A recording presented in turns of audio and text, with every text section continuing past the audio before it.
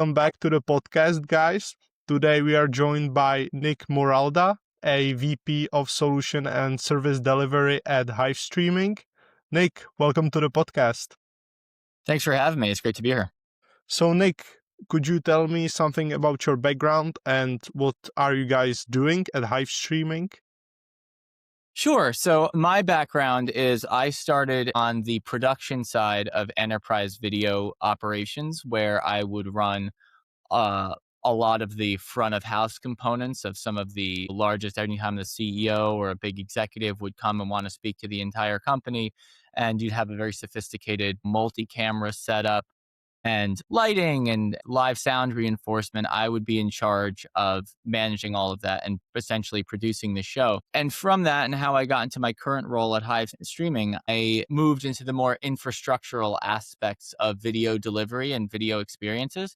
So what we do at Hive is we ensure successful backend delivery and provide analytics to some of the biggest companies in the world on their live streams and internal video communications, and work in conjunction with those production teams. So essentially, I went from working on the front end to managing service and delivery, solution engineering, and participating in product development for the back end part of the delivery. So I've been involved in end-to-end parts of it.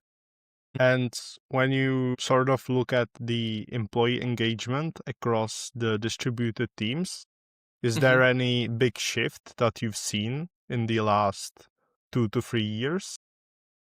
Sure. So the big shift was, unsurprisingly, the COVID pandemic, when video communication went from being a nice to have to an essential tool for business alignment and engagement. And with that, and continuing to evolve since then, were the higher expectations and requirements for effective communication. And there's been a ton of research on this, where engagement and even alignment and agreement with the message increases significantly in correlation with the quality of that delivery. Research has shown that if you're getting a full 1080p live video stream at 5 megabits per second, in comparison to something what we used to have at 360p at like 250k, the outcomes that were trying to be delivered and driven by that stream in the first place are more likely to play out. And you get more people behind the message more when you can see the subtleties and micro expressions and the kind of aspects of communication that are nonverbal.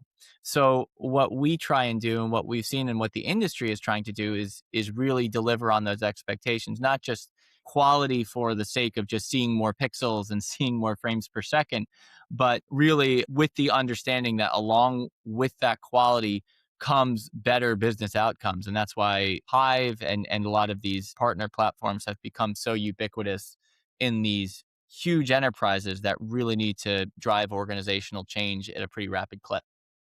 And have you seen anything that still companies get wrong?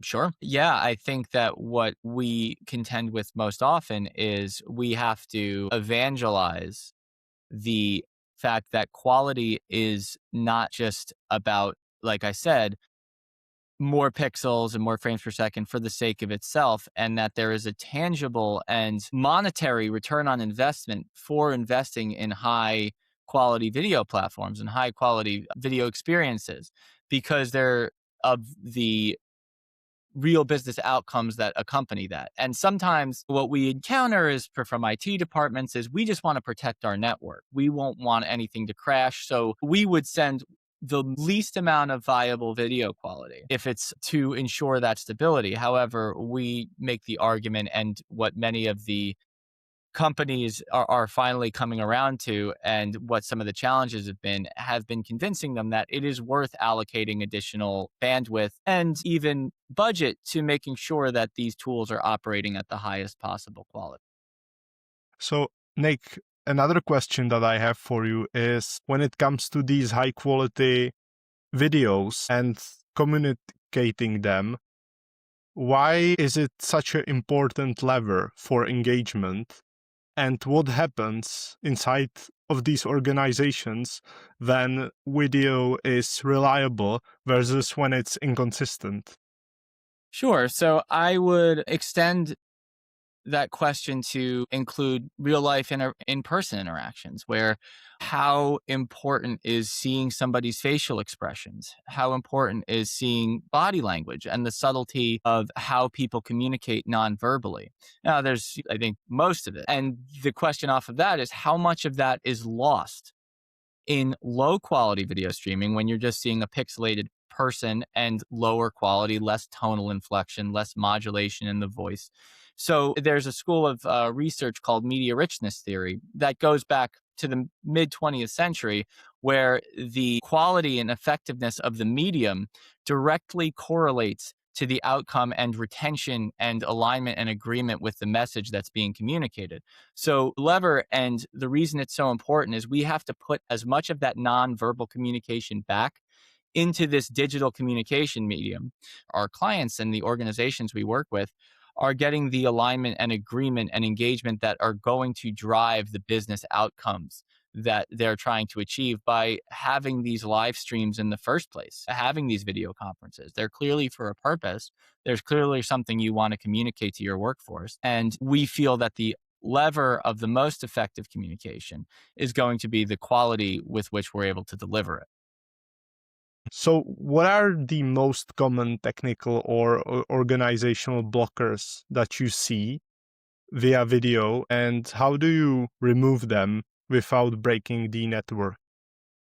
Sure. So, the most common blockers we see is fear on the part of the IT administrators and concern around what will streaming at this high quality that's more bandwidth intensive, what is the effect on other business critical applications, and what is the possible liability for people screens freezing and buffering, and then because IT is going to be the ones who get the angry phone calls when the wheel is spinning, right? So what the biggest blocker is, we have production teams and communications teams that are very ambitious, want to send the highest quality, but IT is going to be typically the ones that are going to push back against that. So a big part of what Hive does is give IT the reassurance through our analytics, through our optimization services and our testing capabilities, the confidence to drive up that quality, knowing that it won't break their network.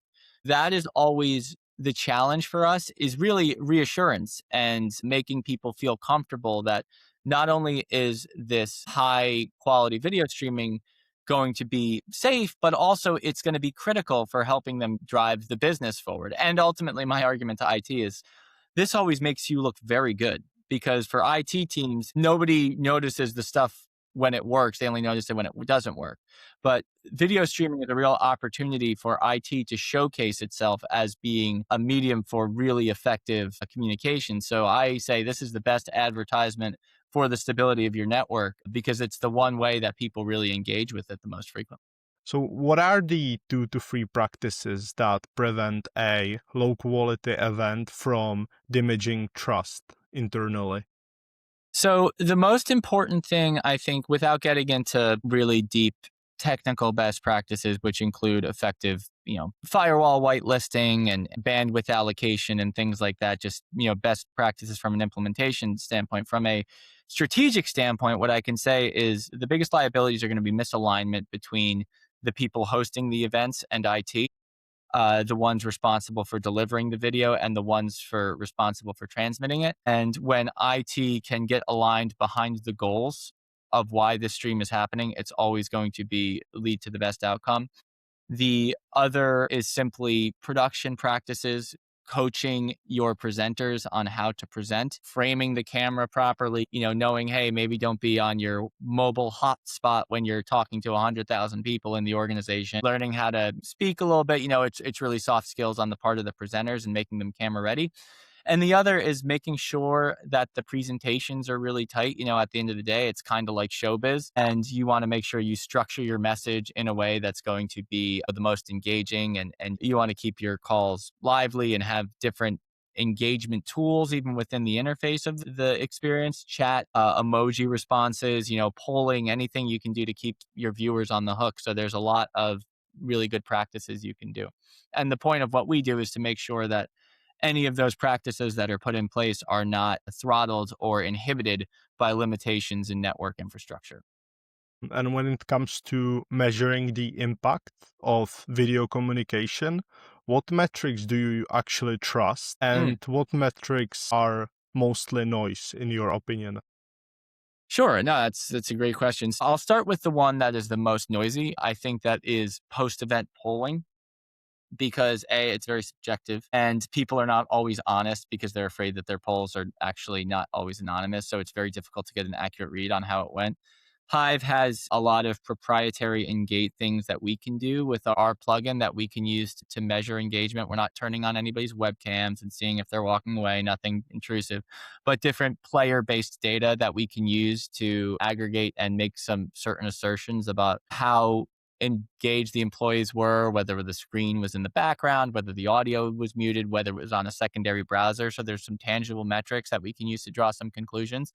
We can also look at engagement in chat. And then ultimately, this is the most important one, is over time, seeing if whatever was being discussed and whatever processes or whatever message is manifested in the work output of the people who watched it. So if you are trying to, for example, drive a new logging practice or some sort of system change, and that's the purpose of a virtual training, how is that adopted over time after the stream was watched? And I think, unfortunately, it's the slowest one to come back because those types of changes take time. But over time, that is where you're going to see the most reliable feedback on how effective the message is being delivered. Nick, you've talked also about achieving full video delivery coverage without actually compromising the network. What does good look like in practice for global organizations? Sure. So there is, again, if the outcome that's being communicated is actually being manifested in the behavior and the practices of the people in the business. But in terms of what good looks like, there are a lot of really good technical standards and quality standards we can adhere to.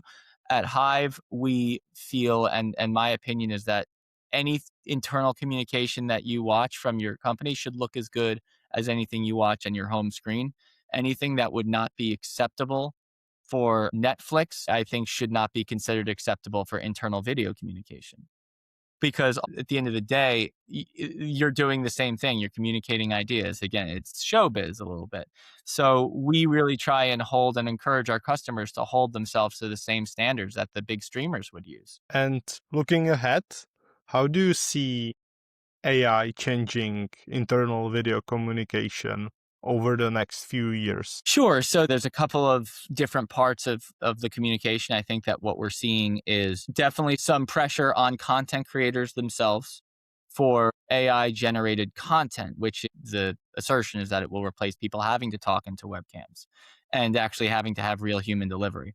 I have my own feelings about that. They're pretty strong feelings. My position is basically that nothing will ever effectively replace the human element, especially in communicating very complex and very important ideas. There are certain things that it can do really well for accompanying media as parts of the presentation. I don't think we're ever going to see that fully replaced. I don't know how effective those automated generated TikTok videos are about doing any of those advertisements. It's definitely going to be a part of it, but I don't think it's going to replace anything, at least if for anybody who is really taking it seriously. Now, what I worry about and what can happen is that people will, over time, as this technology becomes more ubiquitous in terms of AI generated content creation, is that people will lower their standards and will become desensitized to what low quality video communication actually is.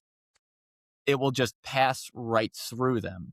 And it becomes very ineffective in actually driving organizational change. Now, that is a very abstract conversation that is very objective and from a thought leadership perspective, something that Hive thinks about a lot and we try and share with our customers.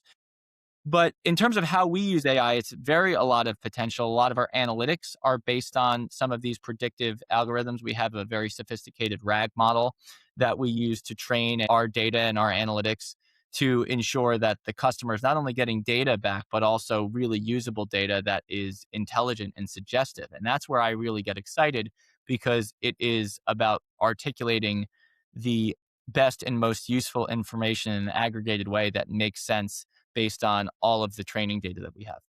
Thanks, Nick. For people listening who want to check you out, where should they go? Sure. They should go to hivestreaming.com. Also follow us on LinkedIn. We post content on a pretty regular clip that really goes quite deep into not only our strategy, but also the technical value that we provide. And anybody who's interested in really stepping up their video communication game should really talk to us. Okay, great. You heard it, guys. Thank you guys for watching. We'll see you in the next one. Thank you.